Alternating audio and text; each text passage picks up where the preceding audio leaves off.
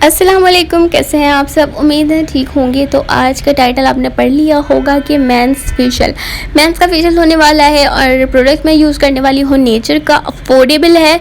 मैंने मीठी ईद पे लिया था 1200 से 1300 का, शायद मैंने ये लिया था, सही से प्राइस नहीं पता, 1200 से 1300 थी उस वक्त। अब ज़्यादा से ज़्यादा शायद बढ़ गई हूँ, 1500 1600 हो गई हूँ, बट अफोर्डेबल है क्योंकि मेंस कहते हैं भाई सस्ते से सस्ते में अच्छा से अच्छा फेशियल हो जाए हमारा।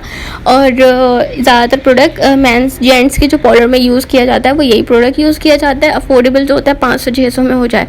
तो यहाँ पे सबसे पहले जो हम यूज़ करेंगे वो यूज़ करेंगे क्लेंज़र के बाद हर्बल मसाज क्रीम, फिर एप्रिकॉट का फेशियल स्क्रब, फिर स्किन पॉलिश यूज़ करेंगे और एंड में करेंगे मड मास्क। अच्छा, सबसे पहली चीज़, आपने अगर कोई सा भी प्रोडक्ट लेना है तो उसका सबसे पहले आप रिव्यू चेक करो यूट्यूब पे जाके। उसका रिव्यू अच्छा हो तो वो प्रोडक्ट यूज़ करो।